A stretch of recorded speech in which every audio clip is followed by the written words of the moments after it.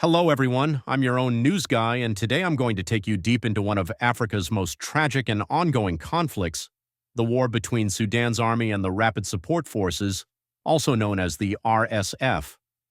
We'll explore its complete history, causes, and the latest updates that have shocked the world. So stay with me till the end. Let's begin.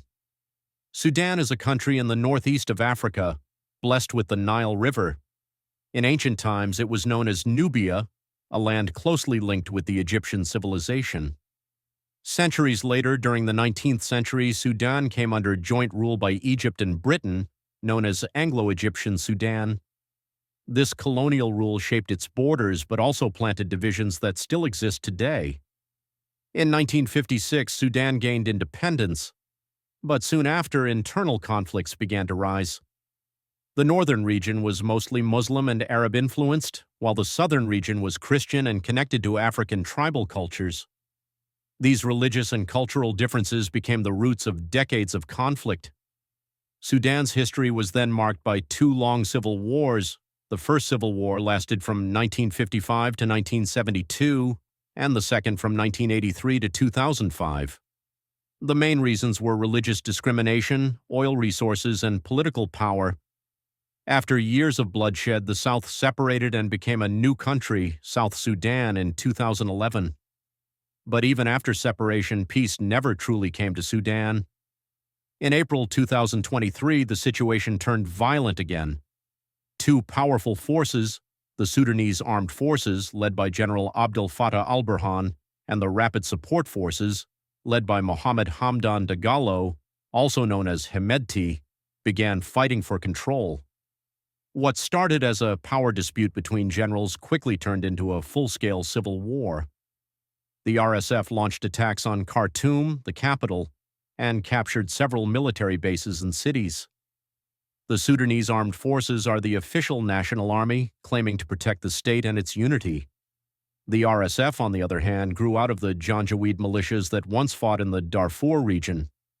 Both sides are powerful, both have foreign support, and both claim they are fighting for Sudan's future. There are five major causes behind this war. First, the struggle for power. After the 2021 coup, both leaders wanted to dominate the country. Second, the demand for democracy. After dictator Omar al-Bashir was removed in 2019, people wanted civilian rule, but the military took back control. Third, control over gold and oil. Sudan is rich in natural resources, and both groups want that wealth. Fourth, the ethnic and religious divides that still exist in western and northern Sudan. And finally, foreign interference.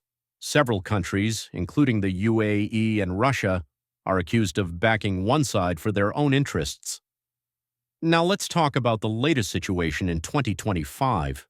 The RSF has reportedly captured the city of El Fasher, the last major city in Darfur, after an 18-month siege. Satellite images and reports from Yale University show mass killings and destroyed villages under RSF control. Humanitarian organizations are warning that Sudan could be divided in two, with the RSF controlling the west and south, and the army controlling the central and eastern regions. In August 2025, more than 40 civilians were killed when the RSF attacked a refugee camp near El Fasher. According to the United Nations, this has now become one of the world's largest humanitarian crises. The human suffering is unimaginable. Millions of people have been forced to flee their homes. Hospitals and schools have been destroyed. Food shortages have led to widespread hunger. Mothers walk for days to find food for their children, while disease and malnutrition continue to rise. Sudan's health system has completely collapsed, and international aid groups struggle to reach those trapped in the conflict zones. But this war is no longer just a battle between two armies. It's now a fight over who controls Sudan's identity and future. In 2025, the RSF even announced its own so-called government, called the Government of Peace and Unity, challenging the authority of the Sudanese state. Experts believe this could lead to a permanent division of the country. Meanwhile, the National Army says it will fight until every part of Sudan is free from RSF control. The world is watching, but help is slow. Cities like Khartoum, El Obeid, and Nyala have turned into battlegrounds.